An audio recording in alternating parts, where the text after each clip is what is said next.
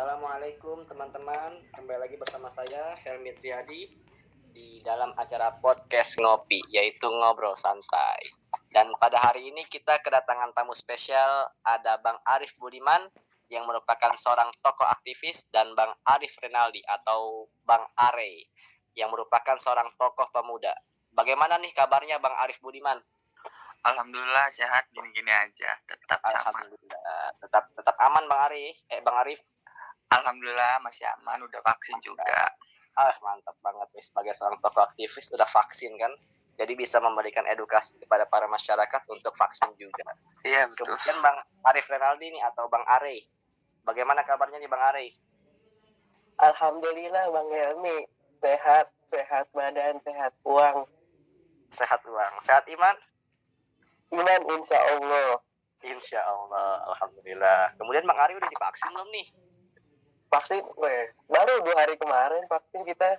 2 hari kemarin, mantap banget nih Bang Are sebagai seorang tokoh pemuda kan, udah vaksin jadi bisa memberikan edukasi nih kepada para pemuda lainnya untuk mau vaksin. Karena kan kalau kita udah divaksin, imun dan kekebalan kita itu akan kuat dari virus COVID-19. Iya juga tuh benar. Jadi Bang, dalam kesempatan ngobrol santai ini nih, kita bakal sedikit membahas mengenai perubahan sosial. Nah, menurut Bang Arif Budiman dulu nih, apa sih yang Bang Arif tahu mengenai perubahan sosial itu sendiri? Kalau menurut saya sendiri ya, kalau mengenai perubahan sosial, tidak ada masyarakat yang tidak berubah. Pendidikan itu sangat menaruh perhatian pada perubahan sosial. Perubahan sosial dapat memajukan suatu progres atau sebaliknya dapat memundurkan suatu progres begitu. Perubahan sosial itu sendiri tidak hanya membawa pengaruh positif, tetapi juga bisa berdampak negatif bagi kehidupan masyarakat. Dunia pendidikan perlu merespon gejala perubahan sosial. Pendidikan yang tidak memperhatikan perubahan sosial, maka pendidikan itu akan ditinggalkan oleh masyarakat. Bahkan pendidikan akan kehilangan elan vitalnya dalam dinamika sosial begitu. Kemudian nih menurut Bang Are, mengenai perubahan sosial itu seperti apa sih? Perubahan sosial ya, kalau saya sih bakal ngebahas mengenai konsep perubahan sosial itu sendiri. Yang mana tuh setiap masyarakat pasti bakal mengalami yang namanya perubahan. Kalau kita bandingin nih sekarang dengan beberapa tahun yang lalu, maka bakal banyak tuh ditemuin perubahan-perubahan, baik perubahan yang direncanakan atau tidak, baik perubahan kecil atau besar, serta perubahan itu cepat ataupun lambat. Dan perubahan itu tuh dilakukan sesuai dengan kebutuhan dan kondisi lingkungan sosial yang ada. Kenapa sih manusia itu selalu berubah dari waktu ke waktu? Karena sifat manusia itu selalu tidak puas dengan apa yang telah ia capai. Oleh karena itu, manusia selalu mencari sesuatu agar hidupnya menjadi lebih baik dan menjadi lebih baik. Gitu ya, itu Bang Elmi, menurut kita ya. Kemudian nih Bang, kita akan sedikit bahas nih mengenai pendidikan dan perubahan sosial. Menurut Bang Arif Budiman dan Bang Are nih, apa fungsi pendidikan dalam memberikan sebuah perubahan sosial pada masyarakat? Mungkin Bang Arif Budiman terlebih dahulu bisa menjawab. Kalau menurut saya ya, pendidikan mempunyai fungsi untuk mengadakan perubahan sosial. Yang pertama itu melakukan reproduksi budaya. Yang kedua ada difusi budaya.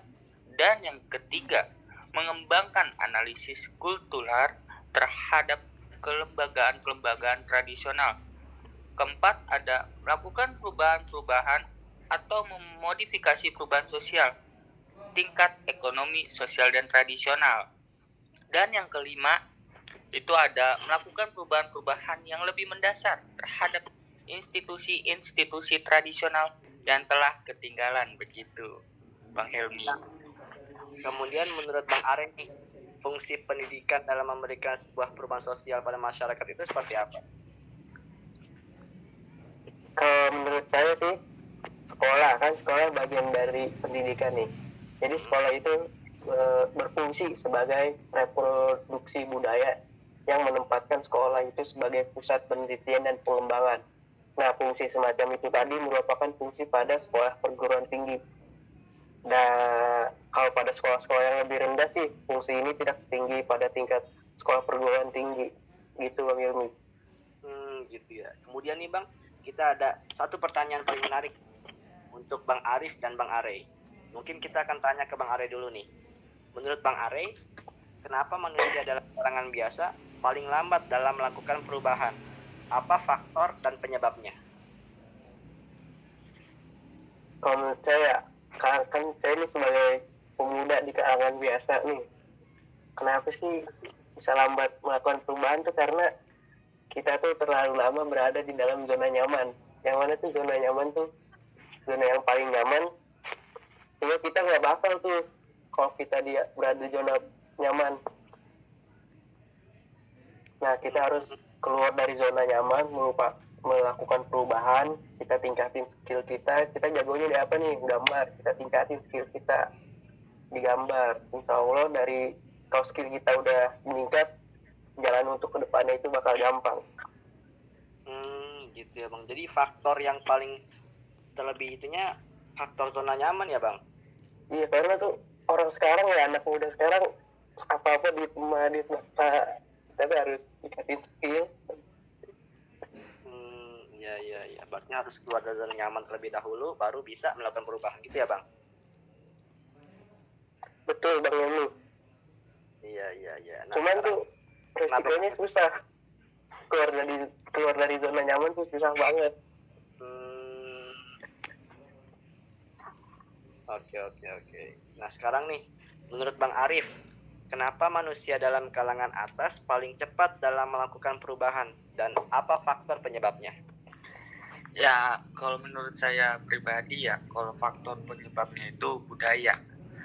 Maksud dari budaya itu sendiri yang ada di lingkungan sekitaran kita, begitu. Jadi tuh manusia tidak akan pernah puas mengejar dunianya sampai kapanpun kayak gitu.